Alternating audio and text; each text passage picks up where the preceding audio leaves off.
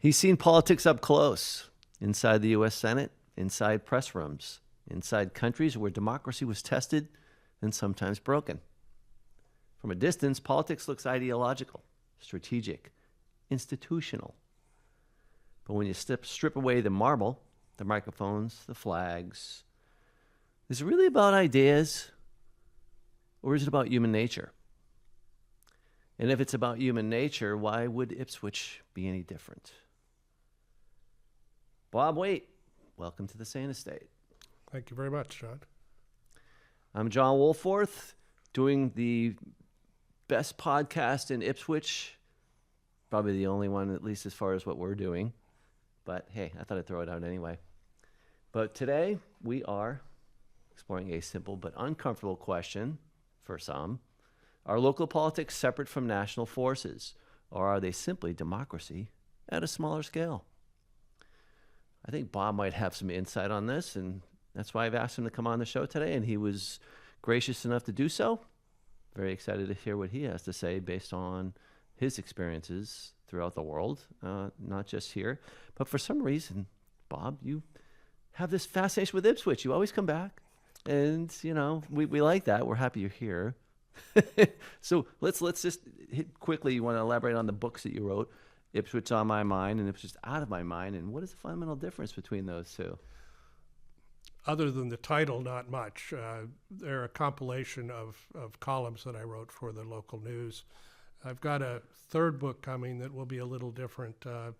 It'll include the columns, but also some travel stories that I've written over the years. But no, they're basically the columns that you would have seen in the paper.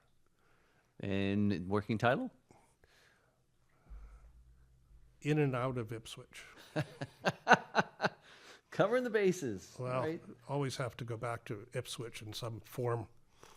I understand why. I mean, I've only been here 8 years. I'm a newborn. Never going to be a townie. I understand that and I accept that. However, I am not leaving. Well, at least until, well, the only way I am leaving is in a box. Okay, well, that's the plan. I hope that's not the case. Yeah, not anytime soon anyway, yeah. Right? So you've worked on, inside American political power. You've worked Eastern Europe. That's kind of intense, right? And now you live in Canada. You've studied different political cultures. All of this, and yeah, you continue to write about Ipswich, and we all love that and happy to see it. But I think part of that reason is because it's they're not really separate. This is my take on it anyway, and that's why I wanted to get what you think. Instinctually, power, right? Does it change at different scales, or is it just the stage that changes? So why don't we start with that? Many of the columns that I write, for example, are rooted in something to do with Ipswich, but I try to bring in a broader spectrum of information or context. And just to use a recent example, I had read in several places that more people were going to church. And I thought to myself, okay, nationally, if that's true, I wonder if that's going on in Ipswich. So I actually reached out, spoke to a number of clergy members in Rowley and Ipswich. Rowley's part of our circulation area. Right. And asked them about it. And I guess one of the things that surprised me, again, Ipswich is it's in a very blue state, and it's a pretty blue town, was that yes, more people are going to church according to the clergy. But the two of them mentioned Charlie Kirk.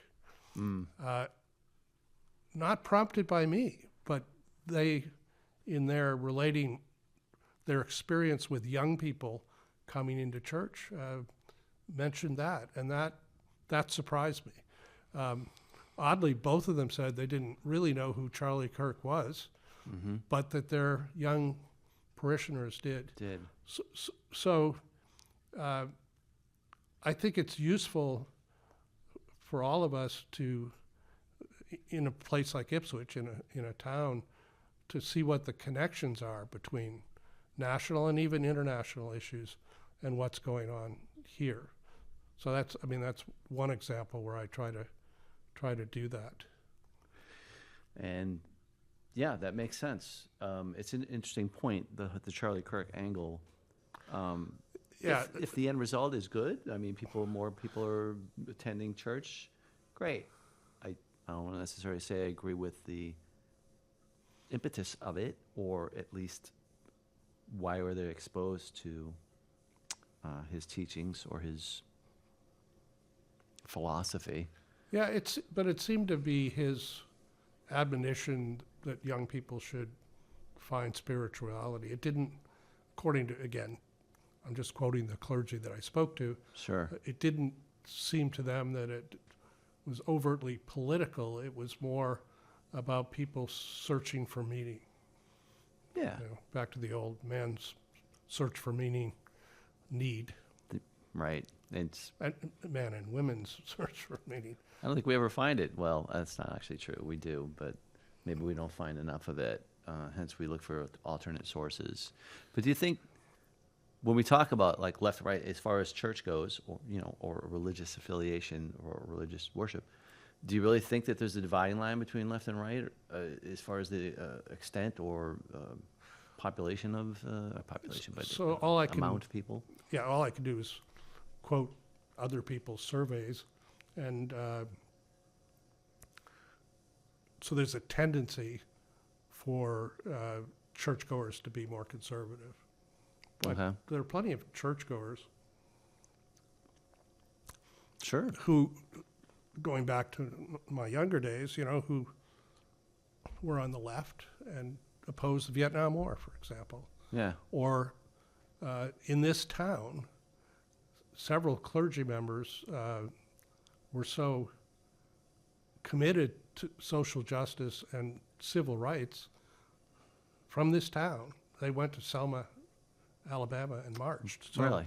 So I think you have to be careful about putting people in boxes. Boxes. Yeah. So, yeah. so I'm sure there are people of faith in Ipswich that are out protesting what's going on nationally on the streets. Much as I'm sure there are people who take the other point of view. I think you can generalize from surveys, but you have to be careful not to pigeonhole people. I agree with that. It shouldn't even be about your. I don't think politics and religion necessarily mix. They unfortunately are forced to. It seems, depending on, I would say it depends on who's in charge. But I honestly think the church and state concept is valid. And Oh, absolutely. It was a central tenet of the Constitution, and a reaction to state religion in England. And many of the people who were drawing up the Constitution had been persecuted, including the Puritans, who settled this town and many towns in Massachusetts, and were party to the creation of the Constitution. The Quakers also, right. the Catholics in Maryland, and on and on. And so, yeah, that hopefully we're not edging towards abandoning that part of the Constitution, because I agree. I think separation of church and state is important. I know people get upset because you can't say a prayer in church, but they have to understand what the Supreme Court's looking at in terms of that amendment. So. It just seems like you said, it's a practicality matter. There shouldn't be. This is my take anyway. Is that the influence of it? I mean, you can use your faith to make decisions and think about how things work, but I don't think that should be anything to do with making laws. Hence, Congress shall make no law establishing religion. I don't know the exact wording, but it's along those lines. The Establishment Clause, that's right. Yes, the Establishment Clause, correct. So I couldn't recall it. There Thank are you. instances where religion can play an interesting role. So when I was in Poland in the 1970s, and I had been to Poland twice previously, including a summer fellowship in the early 70s, but in 76, 77, 78, that time frame, the Catholic Church was, in essence, the opposition, the unofficial opposition to the Communist Party. And the Soviet Union was very uncomfortable with this, but they realized that so many Poles at that point, more than 90%, were Roman Catholic, that to try to suppress it would be disastrous. Right. So it was almost running like a parallel government. So when I covered the church, one of the angles I covered was that the government was trying to create a counterforce to that force by funding the Protestant churches and giving them exclusive rights to teach English, which was very popular. Yeah, so that was one of the stories I filed. When I filed stories like that, by the way, I would get called in. I had a press accreditation. I'd get called in by the ministry, and they would let me know that they had seen the piece. The news service I worked for had about 220 subscribers around the world, and so they had seen the piece, that they didn't like the piece. But fortunately for me, they never went beyond that. And they would always serve very good little cookies and very hot tea. And so it was all very polite. But this was an indication to me that religion in that context, in an authoritarian regime, was seen as a threat. A threat to them. But the irony was, these same people, the leaders of the Polish Communist Party, were baptized, confirmation, married in the church, and buried by the church. So they were hypocrites, but they had a big power with lots of troops stationed just outside of Warsaw. So they had to at least go through the motions of trying to repress things. There you go. So there's a story, right, that I didn't know a whole lot about, and I'm sure most people don't. So that's pretty cool, pretty interesting thing there. And obviously part of your history is being in Poland. You've also worked for Senator Edward Brooke and Senator Bob Dole, right? Yeah. So they say, people say politics used to be more civil than they are now. I mean, obviously, I think we all know that that's true to some extent, but was it really more civil, or was it just simply less visibility? No, it was more civil generally. I'm sure there were people who were unpleasant to each other, but generally, certainly in the Senate, there was a lot more cooperation. I mean, it's interesting. George McGovern, a Democrat, ran for president in 1972. Definitely seen as a liberal Democrat, and Bob Dole, a moderate to conservative Republican, worked together on all sorts of legislation. They were both veterans of World War II, so Right. they had commonality around veterans affairs issues and VA. They both came from agricultural states, so they had common interests around that. They both understood the need to do something for people with disabilities. So they worked together along with Dan Inouye, a Democrat from Hawaii, who only had one arm. And of course, Right. Dole only had the use of one arm, both from war injuries. Yeah. On Americans' Disability Act. So there was a lot more of that. I mean, just to give you kind of a strange example, perhaps, but we had something called the Senate Press Secretaries Association. So there were 100 of us, obviously, because there's 100 senators. And every year, this was back in the late 70s, every year we would go on a train together and go to New York City and do things together. And nobody saw anything strange about that. There's no way that something like that would happen today. I was friends with Tom Southwick, who was Ted Kennedy's press secretary. Okay. So we might disagree during the day, but we would go have a beer at one of the Capitol Hill clubs in the evenings and kind of joke about our tales of woe handling a United States senator to the extent you could handle your boss. So yeah, I mean things have changed. Why have they changed? I think a lot of it has to do with the advent originally of cable networks and the shift away from three main networks plus PBS to the sort of 24 multi-universe of 24-hour news. So that kind of began it in the 80s. And then, but you also had,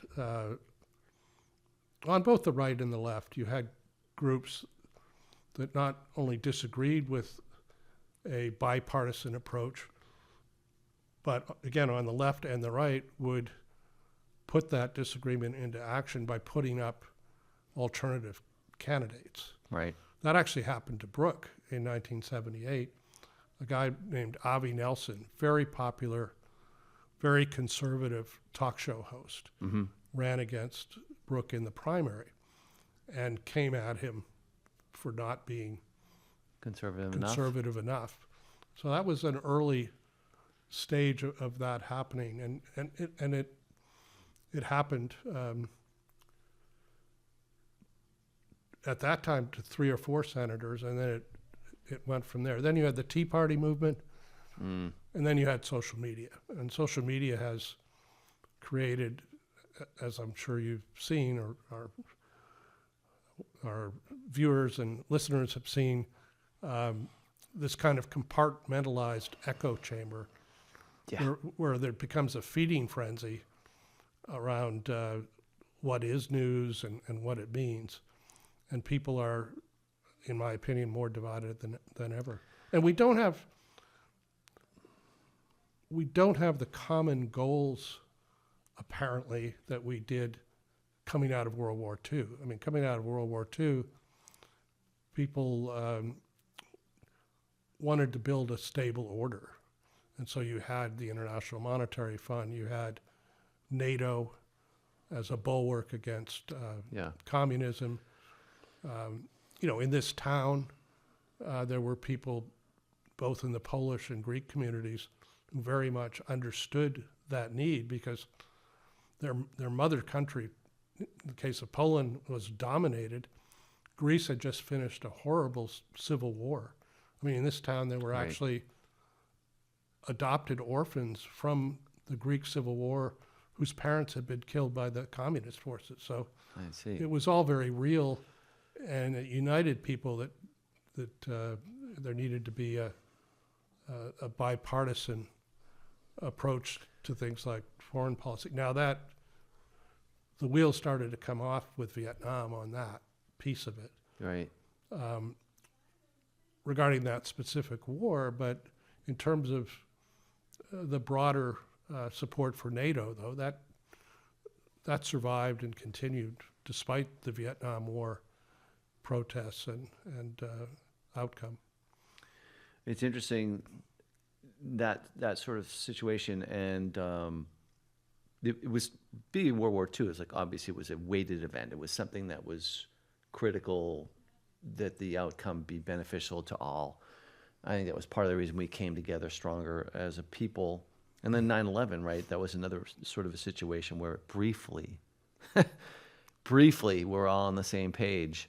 I wish that it didn't. I wish it wouldn't have taken such a climactic event to bring us there, but we didn't stay there anyways. And I think part of that is that, you know, like you said, the sound, the bubble, you know, that people are in. They're all in their little echo chambers, and that's not helping anybody understand the other side. And we have to say now one side, other side, because they've sort of created that situation. So in all that, I think there's a lot to it. It's not necessarily, so as you said, it's not necessarily a lot of different behavior, but it's like everyone's just wants to say something louder and louder and louder. And people are angry for various reasons. People are like me, was not just surprised when Trump won in 2016. I had told numerous people that there was no way that he could become president of the United States. Because people, particularly in Canada, ascribed that some sort of knowledge to me. In other words, well, he's an American. He used to work in D.C. Mm-hmm. Let's ask him what's going to. And during the primary season, I said, "Oh, don't worry, sanity will prevail." And again, this is back in 2016. He won't get through the primaries, and he did. And I said, "Well, don't worry." It's kept going. I've given up saying "don't worry."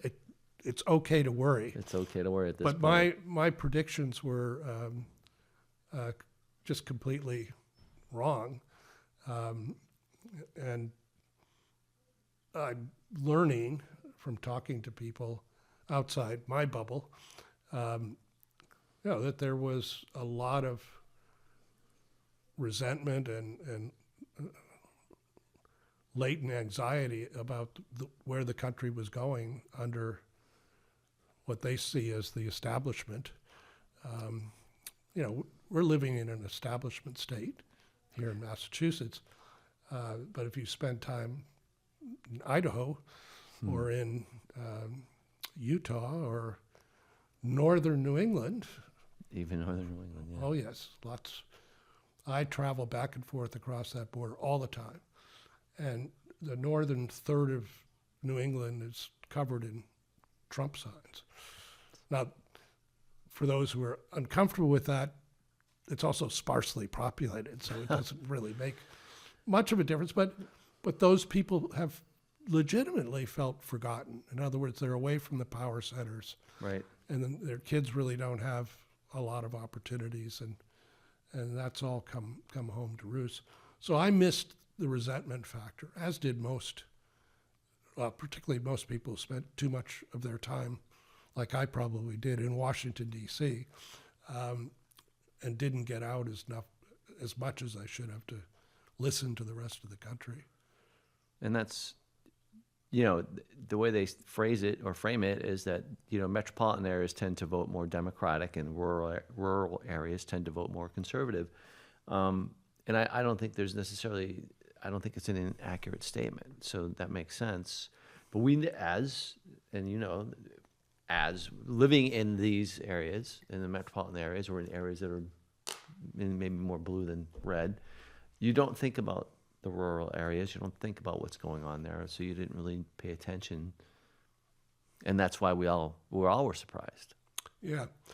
But it's not just, so you're right. It's not just those areas, though.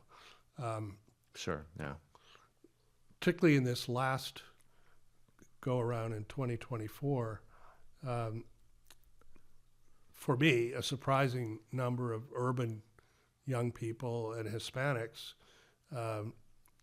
have shifted their vote. Now, it's complicated, right? You had President Biden clearly stayed beyond his best buy date. You had a shortened campaign. The messaging wasn't crisp on the Democratic side. but for a variety of reasons, Trump did win a majority, Right. Yeah. which he didn't the first time. Hillary Clinton, I think, won by 3 or 4 million popular votes. Now, we don't live in a popular vote world.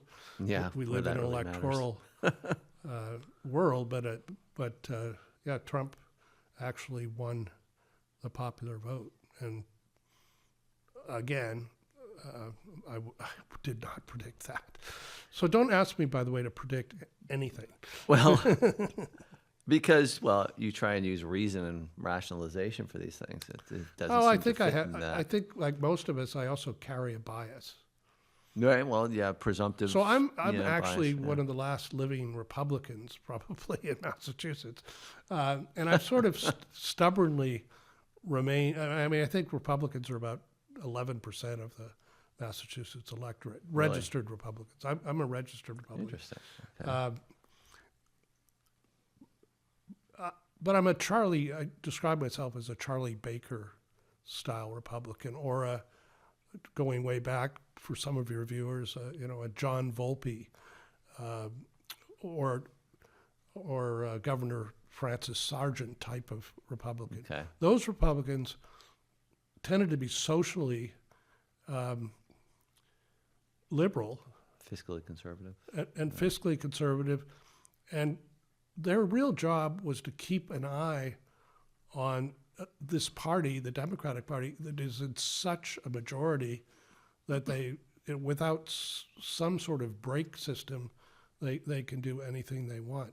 And I think I inherited that from my dad, because his theory was for governor to vote for a Republican, just to keep an eye on things, right? Just a little bit of a Just a little touch on the brakes.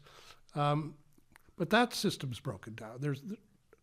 Today in Massachusetts, there isn't really a Charlie Baker style structure. I mean, the party's been, like most state committees across the whole country, has been taken over by people more extremely right. It's it's not I don't see how this is a situation that is tenable and long term, being that the conflict, or just the conflict between sides is getting worse. It is.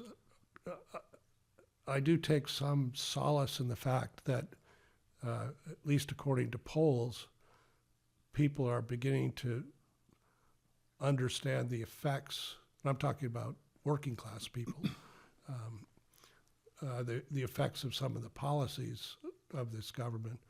Whether that will translate in November, hard to say. Turnout will matter. So the people who are out demonstrating on the streets of Ipswich, it's fine. I demonstrated against the Vietnam War back in the 60s. Right. I think that's perfectly appropriate. But I don't know how much good it does. And by that I mean, sure, do that. But if you want change, you need to organize. Sure. Holding up signs, which we did in our day, I think made us feel better that we had done something, but in many cases it was insufficient to get the change we were looking for. So, I mean, I have a friend who posts on Facebook. He's quite an influential friend in Washington, D.C. But I mean, I chided him the other day saying, look, John Isaacs is his name. I said, look, I read your posts. I'm very open to posts from anybody, so I don't exclude anyone. Right. I said, but do you think you're reaching anybody and changing their mind? Maybe be more effective being part of an organizing group, reaching out. Yeah, like get out the vote, or Right. register more people to vote democratically, right? Or Democrat. protect the vote. I mean, that's another. So one of the Right. things Bill Wasserman was involved with when he was alive, Bill Wasserman, the person who Sure. helped found Ipswich Local News and formerly owned the Ipswich Chronicle, he was very involved in a group that kept an eye at the state level on things like voter registration and would file lawsuits where they saw that people were being unconstitutionally rejected as voters. And that, to me, something like that, the other's fine, but something like that's probably going to be more meaningful because November's going to matter a lot. I mean, Absolutely. yeah, if the House, I don't know about the Senate because the Senate will be tougher, but if the House can flip, again, it'll be kind of that break that my dad talked about with Massachusetts politics, but this will be nationally. I think it's only 3 seats, 5 seats to flip. Not even. Right We've lost now, a yeah, couple of people. yeah, I think it's we only very have narrow. one vote majority right now, maybe 2. But the way that they vote in lockstep, it's kind of difficult to break that. So that's even different. You asked me what's different. So that's only new since the 90s. Before that, people were much more likely to vote in a way that reflected their constituents, the mail they got or the lobbying they got from, in the case of the 6th district, from Lynn, workers at the Lynn GE factory might cause the congressperson from Essex County, from the 6th district, to vote differently than the party. Today they still have a position called the whip, who's supposed to make sure everybody in the party votes Yeah. together. It didn't really work all that well years ago. No, but it does today. It does. And the stick, if you're going to have a whip, I guess you have to have a stick. Yeah. The stick today for the Republicans is that you don't stick to the script.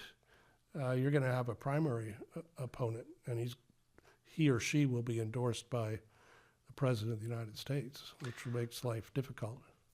Yeah, it's an unfortunate situation. I mean, imagine that constituents or that Congress members would actually vote based on what their constituents want. Now, there's an idea, huh? Well, that's called representative government. Correct. I mean, that's where we're supposed to be, but this is not. So, in that sense, it's more like the British or Canadian system, where the party discipline has always been quite strong. So the oddity is, and I've seen American politics become more like what I see in Canada, or when I lived in England for a period of time. What I saw there in terms of party discipline, and you can argue it either way as to which. So that's called the Westminster system. Westminster system, okay. And so it's a parliamentary system, and the party discipline has been strong forever. You can leave your party. In England right now, a whole bunch of conservatives are leaving for the Reform Party. Interesting. Which is Trump-like. Oh. Yeah, so I mean, the phenomenon that we see here is not confined to the United States. I mean, you go to Hungary, and Mr. Orban is very similar to Donald Trump, or Erdogan, right? Also like him.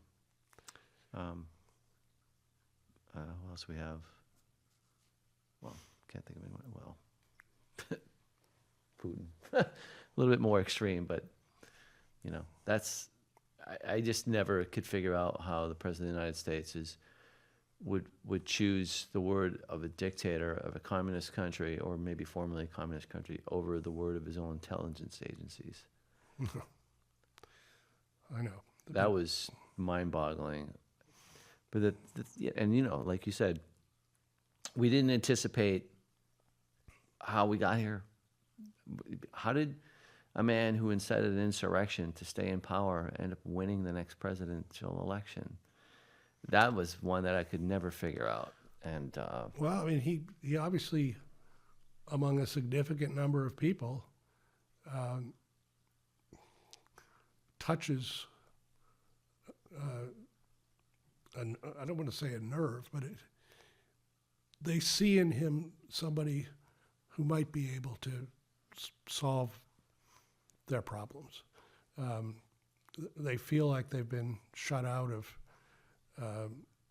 opportunities, whether it's through education or through what they perceive to be favoritism to other groups. So the whole DEI thing, I found I was on the board of a school, and the school did its best in terms of diversity of students and faculty and staff. And much to my surprise, and I say did their best, just made it fair. It Right. didn't discriminate in favor of other groups. It just brought them to be considered. right. And then all things being equal from there. But the number of people who I had thought of as intelligent and thoughtful, who just thought that doing that was a terrible thing, and they wouldn't give money to the school, and on and on and on. And so again, I was surprised because I was unaware that these sentiments, this would have been 5 or 6 years ago, that these sentiments were growing, out there and growing. So for whatever reason, Washington hasn't been terribly attuned to the sentiments of many, many people. Yeah, I guess that's true. I mean, somewhere along the line, I think, this isn't really my editorial, but, I think that there's a lot of change in the way things are perceived, because the parties tend to look inward versus outward. What's beneficial to the party as opposed to what's beneficial to the people. And Democrats are, I think, guilty of that to some degree too. I think we went a little crazy with certain initiatives and certain policies that in one way or another were too exclusive or too exclusatory than they should have been. Yeah, I mean, excuse me, there's a good example right here in the sixth district, right? You've got Seth Moulton, the current member of Congress, currently today running to be a senator against the incumbent, Markey. I'm sure people remember this, he made a remark that he wouldn't want one of his daughters playing soccer with somebody who was undergoing a transition from male to female. Right. In my opinion, he was expressing, as a parent, an honest concern. And he also, I think, was expressing a concern by many, many people, Democrats and Republicans, Sure. in that narrow area of girls' sports. Should girls' sports be for girls? And then you have to, so what constitutes somebody being female or a girl or a woman? At any rate, the blowback from that, and again, I'm an observer, I'm not an activist at all in terms of politics, but I mean, he was just assailed. Wow. And he's obviously recovered from that, and he's tried to explain himself. But yes, the Democrats arguably got ahead of themselves on some issues. It doesn't mean the issues aren't important. Right. I would never say that anybody got ahead of themselves on the issues around civil rights, and to the extent this is an extension of civil rights, Mm-hmm. then that perhaps that's where the Democratic Party needs to be, but they need to find language that makes it clear what they really mean. So both parties have had a tendency to veer off on the right and the left into areas that certainly, as a communications person, as somebody who's a press secretary, I would have tried to steer in either case. And again, I've worked with Democrats. I was friends with George McGovern and worked in his 72 Democratic campaign, and I worked in the Michael Harrington congressional campaign here in the 6th District. So I'm not overly partisan. Today I'm Republican mostly, so I can vote in primaries to defeat certain individuals who I don't think would be healthy for the state or the nation.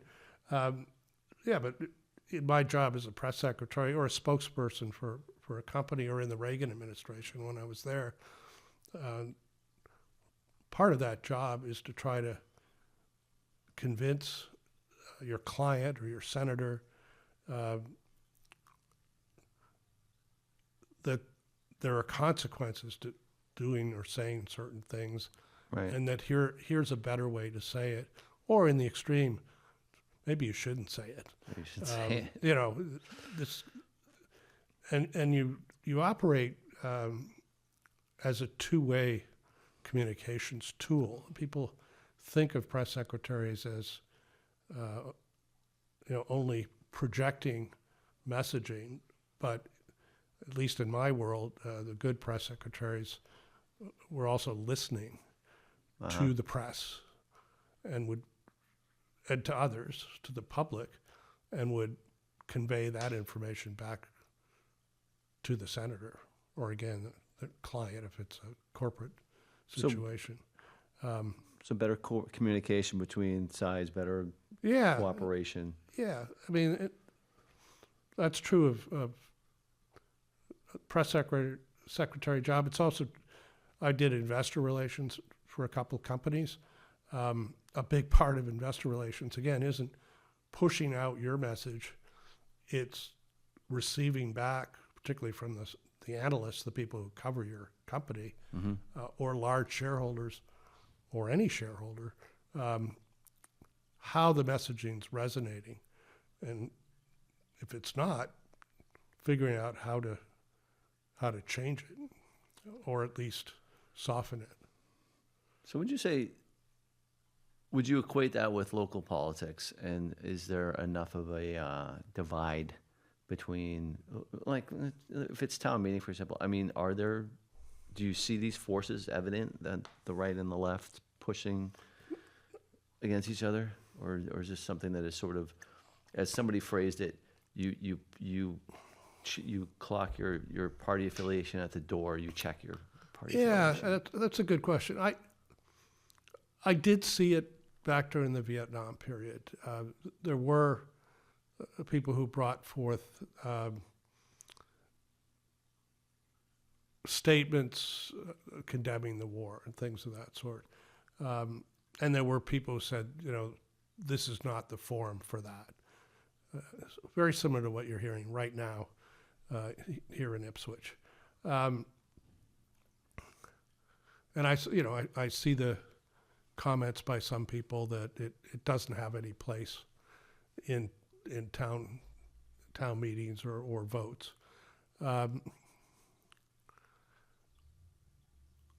I'm not sure. I mean, I think the beauty of town meetings and the bane of town meetings is that they are the most democratic form of government left. Right. I mean, they trace their roots all the way back to the Greek city-states, kind of in design. You went to the forum to share your thoughts and grievances. Of course, back then you needed to be a free person. Slaves didn't get a lot of airtime. So in that sense, I kind of like the fact that people can bring up virtually anything at the town meeting. On the other hand, you don't want to clog the arteries. You don't want to have so much extraneous stuff, particularly contentious stuff, that practically nothing. It's not going to change anything. It may make certain people feel better and other people get angry. So I'm kind of caught between. I respect the right for people to do it. I love town meetings because you get you typically get some interesting characters, as my dad used to say, and he would point them out to me. So my dad was in town government. He was many years chairman of the school committee in Ipswich, and he was chairman of the finance committee. So my education about politics was back home around the dinner table, because he would fill me in on stuff that the public was not aware of, and it was interesting stuff. And he had opinions that he didn't express at town meeting about some of the people who spoke at town meeting, and how they would go off on strange tangents. And I haven't answered your question succinctly because I'm conflicted. I'm torn. I wouldn't want to ban discussions at a town meeting, but town meetings. When my dad moved here in 1949, the town had about 4,500 people. Yeah, a bit smaller. Right, and you could hold the town meeting in the old town. I don't mean the old high school where the town hall is today, but in the old town hall on South Main Street, upstairs, until they condemned it because it couldn't take the weight. But it's true. But today, town meeting, we're almost approaching the size where it could be, if everybody showed up, maybe it's good they don't, it could be really unwieldy. And if everybody throws in items for discussion, you could have week-long town meetings. So I don't know. Well, how and you need a good moderator, by the way. Yeah.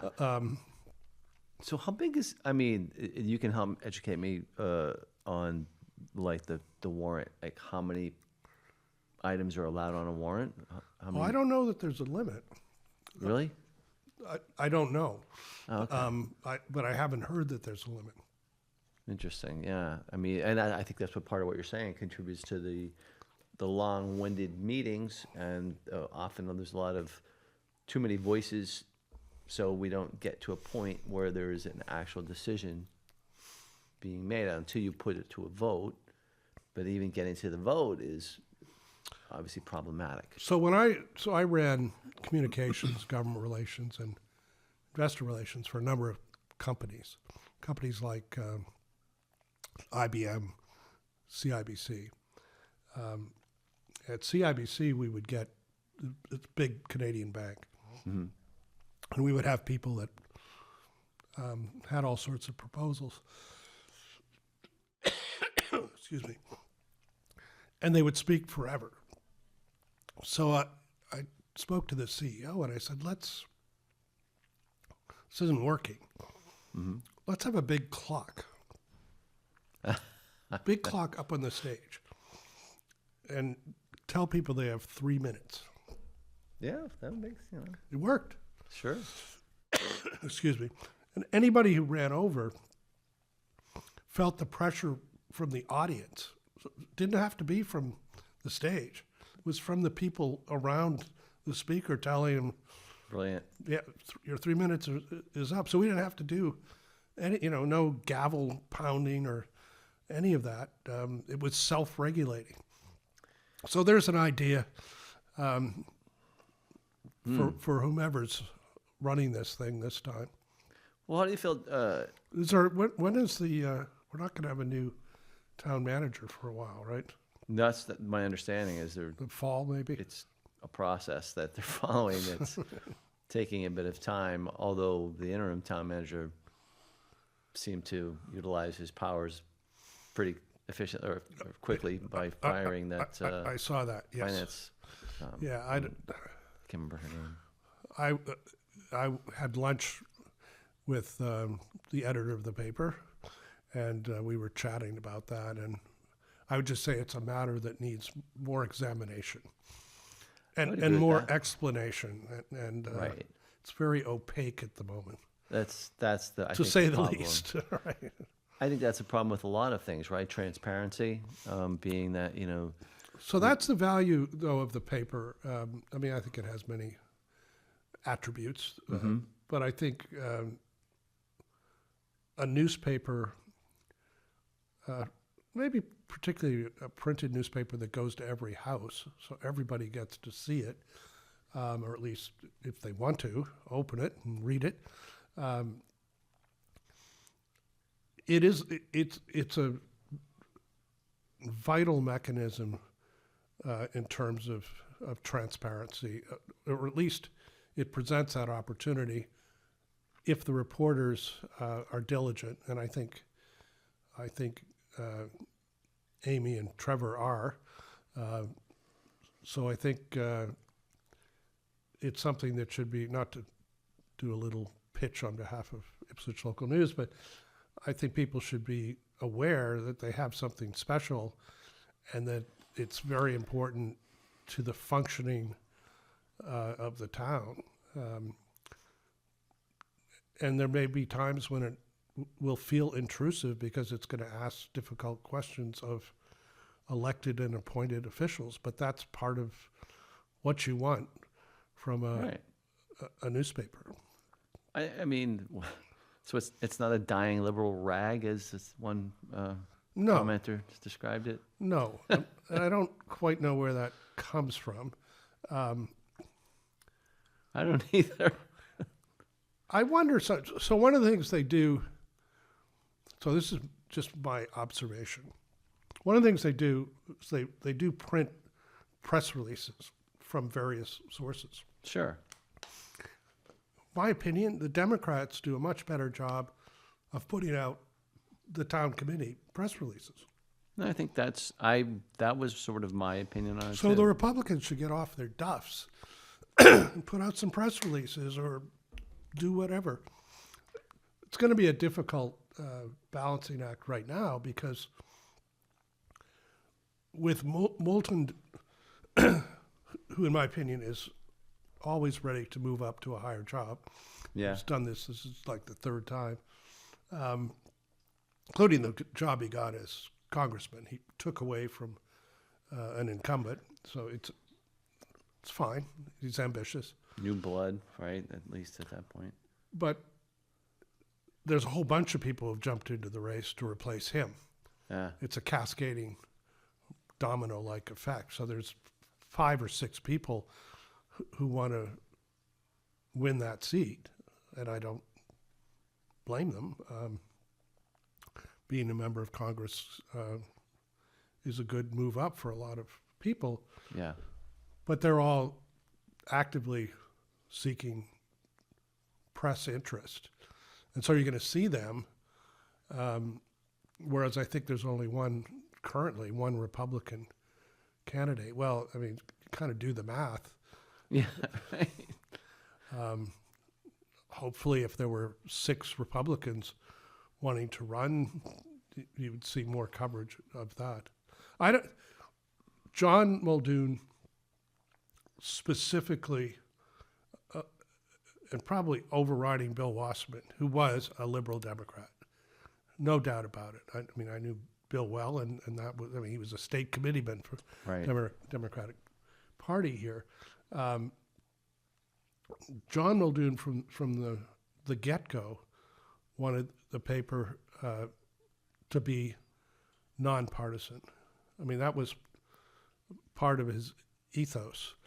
And Yeah, that makes sense. to the point that the Democratic Town Committee wanted to give him an award because for all he had done to foster discussion, and but by founding the newspaper. And he actually called me in Canada and told me about that, and asked me what. So I didn't realize it was a trick question, but he get these a lot. He asked me what I thought he should do. And I said, "Well, John, I think I think you deserve it. I think it's wonderful, but I think it would be bad for the image of the paper. I think you should politely decline it." And again, I didn't know where he was coming from. He said, "Good. That's what I wanted you to say, so I could tell the board." That's what I'm doing. I said, "Okay." It's I mean, I think objectivity is pretty important if you want to present news in a proper middle ground. So I'm wondering what button is being pushed by that person. So they do cover. I mean, at one point they had over 1,000 people out demonstrating, right? Yeah. In Ipswich. 1,500, I think. Yeah. Well, maybe I'm being too conservative, but I think it was 1,500. I think that's right. That's news. Sure. If some other group, for what, I don't know, save the greenhead, wants to get out, and they can get 1,500 people protesting that, we're being too mean to the greenheads and we should protect them. I'm using a ridiculous example on purpose because I couldn't think of anything else that wouldn't offend somebody. Yeah. Then the paper would cover that too. And if they don't, then complain. But I don't. In terms of deciding what's news, which is always a gatekeeper part of journalism, right? Deciding what to go with or not go with. There's no question that numbers matter. If three people are demonstrating, probably not newsworthy. If it's 300, probably is. And it depends what the issue is. But Excuse me. yeah. So I don't think the paper's overly liberal.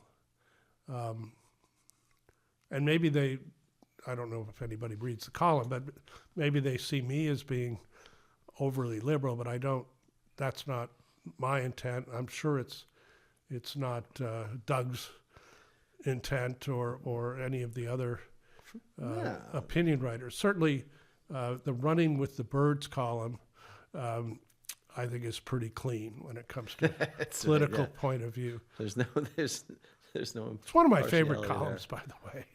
Yeah, Rebecca, my wife loves it too. We love all the birds around the yard Rebecca and stuff. Pugh's so it's good to identify column. them. She was one of the people I got to talk to about the increase in young people, and I probably should have followed up with this. So a couple of them talked about Charlie Kirk. But to your question about whether it was left or right, what she talked about were young people coming in to be more socially involved. That's another good point of being a church attendee. Yeah. So I guess you might put that in a basket of being more liberal. But also, they all said that people are seeking community. After COVID, after learning via Skype or Zoom or whatever platform you were using, I think people are looking for connection, human connection, not electronic connection. Now, I probably shouldn't say that since we're engaging in an electronic medium. But I think people would like to look people in the eye and work with people towards a common goal. And that's what Rebecca, her real title is Reverend Doctor, but I didn't even know she was one until I read it in the paper recently. That's why you should keep reading the paper. You'll learn something every time. My wife and I look forward to the paper every week. We don't read it when it comes out on Wednesdays, but we read it on the weekend. Okay. But you read it to each other, I recall. Yes. Yeah. That's interesting. Yeah, it's. I think it's a way to do it that gives a different, voice. I think it makes it more, personal. I don't get the paper, of course, where I am, so I only see the electronic version. Right. But I see it instantly. I mean, it's usually posted by 10 or 11 o'clock on Wednesdays. So Yeah. I feel I'm very plugged in, even though I live about 700 miles away. But I get the Boston Globe. I listen to local radio. You can do all those things now. And I come down here. I try to get down here about every 6 or 8 weeks and spend some time. And last night went to the Brown Dog restaurant with my wife, and tonight going out with some Ipswich friends to the Hart House. Hart House is nice. Supposedly we have a table near the fireplace, although today it's so warm. I'm not sure we need the fire today, right? Yeah, this would be called spring in Ottawa, and this would be called summer in Newfoundland. Yes, because it's over 45. It is like it's a heat wave. It literally is. So you mentioned earlier too that Canada is a similar system, Similar to the British system. Oh, similar to the British system. Yeah, so it's a parliamentary system. So you don't elect. There's a leader of the party, and if his or her party receives a majority of the seats in Parliament, they become prime minister. So you don't vote directly. Unlike the presidency of the United States, Yeah. you have to vote for someone in a district called a riding. You send them off to Ottawa, and if enough of the people from that same party exist to be in a majority, then their leader becomes prime minister. And we just did that about just under a year ago. I'm pretty impressed with Carney and his responses to what's happening here, or at least the United States' treatment of Canada. Which, could you have a nicer neighbor? I don't get it, but people are. They initially were kind of shocked. Some people are angry. Should be. They're taking it out in very Canadian ways. So there are a lot of people are boycotting coming to the United States. I'm obviously not one of those because I have family here, but they're going other places and not in big numbers. They're also boycotting various, like Netflix and various platforms that are American. They're boycotting, in the province of Ontario, the premier, a guy named Doug Ford. He's kind of a populist, but more of a populist. Why have I heard his name? Well, he ran some ads quoting Ronald Reagan that that's him. Yes, that Mr. Trump didn't care for. So he's kind of an everyman guy. I mean, when he ran to be premier, his party he promised a buck a beer. You could buy beer for a buck a can. Mm-hmm. And there's a lot of people that, particularly given the taxes on alcohol in Canada, who thought that was pretty attractive. But anyway, he's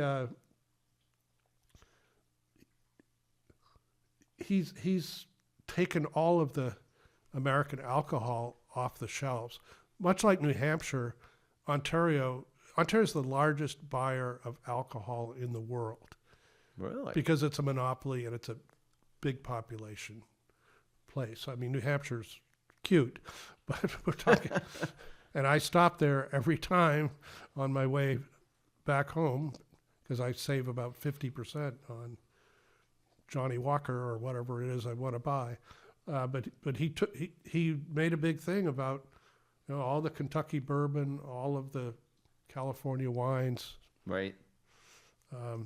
So it's that kind of stuff. I call it being passive aggressive. The only time they got aggressive was, of course, in the hockey tournament. Right. And it was, I know it was a big thing for the Americans to win. It was a huge thing, a huge blow to the pride of Canadians. To lose those 2 gold medal games. And the men's game in particular, it took a fabulous goaltender, who stopped, I think it's 40-something saves, right, to win it. But anyway, for Canadians, they were putting a lot of emotion into beating the U.S. in a way that I hadn't really seen since the Americans were trying to beat the Soviets in hockey years ago. Yeah. So there's more poignant type of win for. So Canada does have some issues that should be dealt with. Canada has over-relied on the U.S. for defense. Mm-hmm. Nobody denies that. And it worked. I mean, for years, they were able to spend their money elsewhere and underinvested in defense. So Trump called that out, but anybody over the last 20 years could have called that out. Right. That doesn't mean they didn't do anything. They suffered a high degree of casualties in Afghanistan, fighting with the Americans, and then Trump goes and says, that nobody has contributed to wars. I mean, he's not a well-briefed individual. They were away from the lines, he said. Yeah, he said that. Well, our guys weren't. Our guys were in Kandahar, and our guys were coming back in bags. Right. So that's a ripple here. It may not even be noticed in the media. Those are big headlines and big broadcast items in Canada. It makes sense. And it hurts people's, it sounds sort of wimpy, but it kind of hurts people's feelings that this neighbor that kind of got along with since the War of 1812 now suddenly makes fun of the prime minister by calling him a governor, and the whole 51st state, and then the Greenland thing push more buttons. So. Ought to, it's silly. The whole thing's silly, I think. Well, it's silly, but Canada has a trade agreement coming up, one that was negotiated under Trump in his first term, but he doesn't like it anymore. Right. And it could really cripple the Canadian economy depending on where that ends up. Could keep our fingers crossed there. Let me ask you this. Let's pull this back to Ipswich for a second. So we talked earlier about town meeting and the attendance and things like that, and what if everybody came or whatever. So what is a fair representation for the town to get something passed? Like if somebody was commenting about this, like, if there's 12,000 residents, it's actually over 14,000, but if there's only, a few hundred people at the meeting voting, is that adequate enough to pass whatever it is they pass? But what about the rest of the people in town, and what's their thought on it? But doesn't that equates to what I would say, or let's go with that part first. Well, do you have a quorum system here? I don't know the answer to that. So if there is, there may be a minimum number of people who need to show up. I think there is a quorum. There used to be. There is. And I mean, the reality is, if you reach that number, by statute or by rules of the game, then yes. Now, the other piece to that, do they stick around? So at town meetings, I've seen people call for a quorum count in hour 3 or 4. And depending on your moderator, and maybe depending on what he or she actually wants to see happen, they will do a quorum count, or they won't. Yeah. So there's that piece, but don't forget, you also have town elections where items are on the ballot too. So you have two mechanisms, and then you've got the representative government represented by the board of select persons. So what would be your advice to like the average citizen in Ipswich? How much responsibility are they carrying? Like, if they want something to happen. Yeah, I always tell people that they need to earn their right to complain, right? And if they're not going to show up either to vote in the town election or go to town meeting and cast their put their hand in the air or express an opinion, then I'm really not that interested in their complaints. Personally, I was on a hike at Crater Lake National Park in Oregon a few years ago, and there was this place you can walk out to that has a fabulous view of Crater Lake. It's a gorgeous place if you ever get a chance. It's kind of emerald, seen photos, bluish green, but there's 5 young 20-ish, late 20-ish Brits out there. This was several years ago. And they're just complaining away. I was with my wife. So I'm just listening. Listening is a good quality to have, particularly if you're a journalist. I was just listening to them. And they were just complaining about Brexit and that the UK had voted recently to leave Europe. right? I listen and they're going on and on. And I couldn't help myself. And I said, look, couldn't help but overhear your conversation. It's interesting. You're making really interesting points. How many of you voted? None of them. None of them. None of them. And I said, well, I didn't confront that. I just said, well, maybe there's a lesson there or something like that. And I went on my merry way hiking. But I mean, I run into people all the time who complain about things, but if you kind of pin them down about whether they've actually done anything as simple as getting off their couch and going to vote or spending a few hours one night a year going to town meeting, the majority of people don't. Right. I don't. I'll be honest. I haven't gone to one, but I'm not actually complaining in the paper either about decisions. Right. I might complain to my wife, but that's because we're not spreading. Yeah, and some of the people complaining proclaiming probably anything. have been at the town meeting. That's fine. Although you can carry complaining to the point of annoyance. You can be counterproductive to your own cause. Exactly. Because people will get tired of people who complain all the time. That is a certainly valid point, and I agree that it does take, validity is dependent on your participation. It really is. How can you know something about something if you actually haven't experienced it? That's, my thought anyway. All right, so Bob, before we let you go, are you game to play something called the lightning round? I was hoping for the thunder round.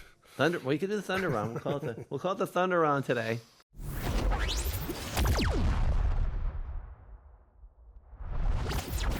I don't know. Trevor warned me about this. I did. Yes. Well, so this is where I ask you some very seriously stupid questions. Now, is one of them the Pinocchio question? You are not getting that question. Okay, all right. That's too bad. Try to change it up. It's the only one I studied. Oh, that's too bad. That's terrible. Well, we'll see if we can do something similar anyway. So here we go. So, and again, I'll set this up for you. This is just a yes or no question. Like, if wishes were horses, wouldn't that make genies equestrian? That's good. Yes. All right. Where do you get these? Just like comes to you in the shower, or Pretty much. Pretty much. okay, Some of these things. that's all right. Yeah, If that's good. I think of some euphemism or something, whatever, and I go, hey.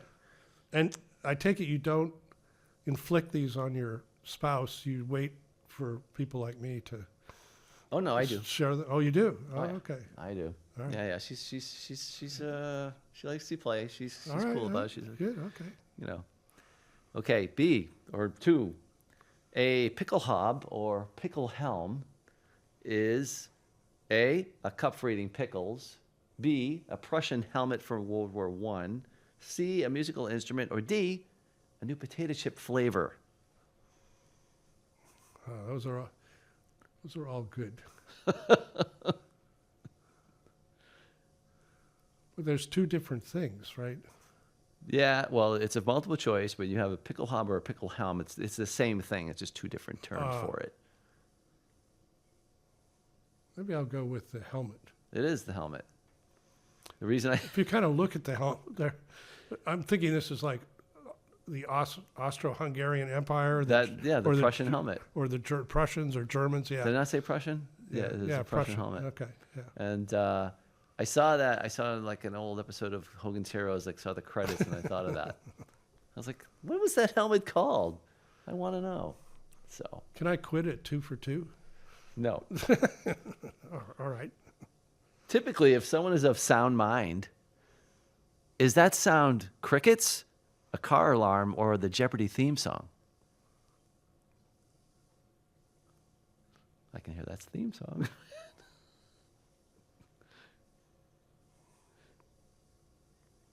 I would say crickets. It's I was trying to be metaphorically clever there, but Because I don't think it. If you're of sound mind, the alarm going off would certainly not fit that description. As far as the theme song, I guess you need a sound mind to answer the questions, but I would pick between 1 and 3 in that instance. Well, it's funny because what I was going for here is sort of an indictment of people's thought processes. Crickets, nothing going on. Oh, okay. Car alarm is like everything's a catastrophe. So it'd be door number 3? Yes, Jeopardy is, to Okay. me, that's like, I want to know. I'm Yeah. curious. Okay. That's what I was trying for anyway. True or false? Archaeologists have now fully translated the Dead Sea Scrolls, which it turns out are really a screenshot of somebody's Facebook feed. False. There's a huge so they have not fully translated, and This is there are powerful forces in Israel not wanting them to be full. Well, actually, both on the Christian and the Jewish side, who kind of want everything to go slow, because it's beginning to show some cracks on both sides. There you go. All right, fair enough. Are you familiar with the term or the condition foreign accent syndrome? It's actually a thing. Yeah, I'm not familiar with it. Somebody knocks on the head and then they start speaking in a strange accent. I have heard about that. So if you develop, But I've actually heard people where that's happened, and there's no evidence they've ever studied the language, which is hard that's to the believe. thing. That's the thing that's odd about it. Yeah, it's really odd. It's like their microphone picked up something. It's yeah, it's in someone their- else's maybe head. maybe in their fillings, they're getting radio waves. Or That's something. yeah. There you go. I Right. met a guy who claimed he was getting voices through his fillings. So Okay. it's part of being the son of a dentist. Just happens. Yeah. So, but if it happened to you, would your accent be Canadian, Czech, or Ipswichian?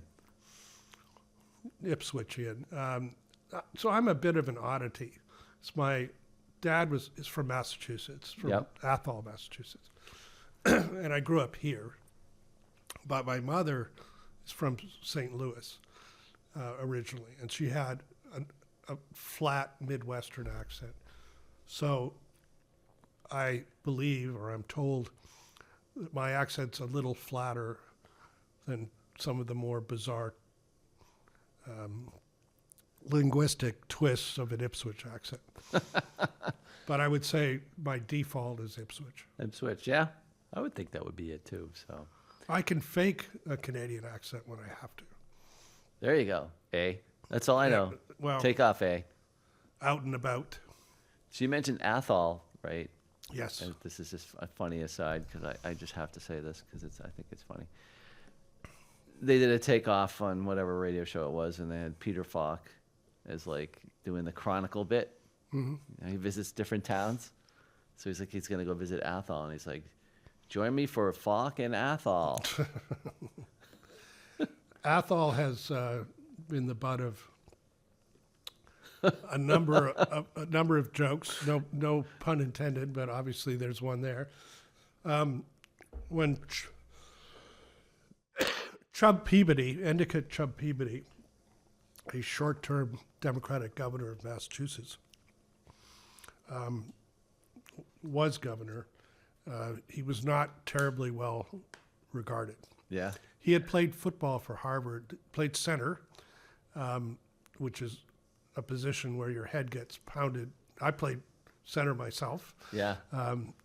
so that may explain a lot about both my writing and my speaking. But anyway, he was derided regarding his intelligence. So the joke was, name the three towns named after our governor. And the answer was Peabody, Marblehead, and Athol, with a slight slur to the Athol that Yeah, right. took you in a certain direction. Yeah. I get it. This is the useless information that I still retain Well, I'm espousing it myself. So there you go. from my youth. True or false?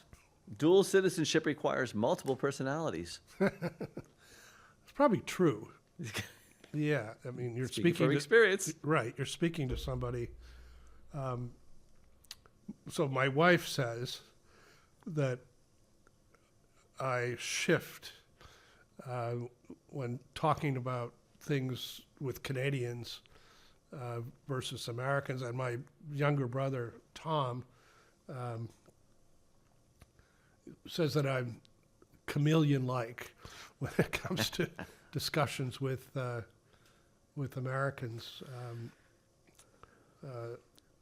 I'll talk about we Americans, but when I'm with Canadians, I'll say, well, we Canadians. So, yeah, There you go. so Yeah, absolutely. True. Yeah, I think that a lot of people do that. part of that is just to kind of get along socially. I don't think I take opposite sides. I just emphasize one we over the other we. Makes sense. All right, last one. True or false? In the original telling of the story, Cinderella's slipper was actually made of fur. This is a trivial fact I found. I suspect true, It is. because I think that's a Disney creation, the glass slipper. The story goes that the translation from French to American, they mispronounced, Oh, okay. mistranslated the word for fur into glass. Interesting. So go figure. I don't. That was a bizarre one. I was like, oh, I got to include that. You know. Be kind of changed the whole feel of the Disney story, though. It does. Yeah, a little bit of fur there. Yeah, that would be a little different. Yeah, a little kinky, even. There you go. It's indeed. Well, Bob, thank you so much for coming in today. I know you're a busy man and that you're a short time here, and I'm very honored that you came and spent some time with me on the show here. So thank you very much. John, thank you for inviting me, and it was a pleasure. And I hope you get a lot of guests in and around Ipswich, and give them a lightning round or two. Well, I don't know if you know this or not, but Doug's been on the show. I did know that. Doug's been on the show. Trevor was on the show. You had somebody talking about real estate assessment. Walter Hartford. Yeah, that was interesting, because I thought that concerns everybody. I thought that was an important subject at this Yeah. time, especially because now people are seeing their property taxes go up. So, Yeah. yes. So thank you. I appreciate the compliments. So there we go, folks. Bob Waite, journalist, observer, global traveler with Ipswich roots, and he speaks 3 different dialects. If there's one takeaway today, it might be this. What we see locally isn't disconnected from larger forces. It's democracy. It's just closer to the bone. Now, we are looking for guests on this show. We love talking to people who have some sort of contribution to make to this town that we all love. How do you get on the show? You would go to saneestate.com and fill out the contact form, or you can email me directly at guest@saneestate.com and tell me why you want to be on the show. You bring the story, I'll bring the questions. For the Sane Estate, this is John Woolforth saying, stay kind, stay curious, and most of all, stay sane.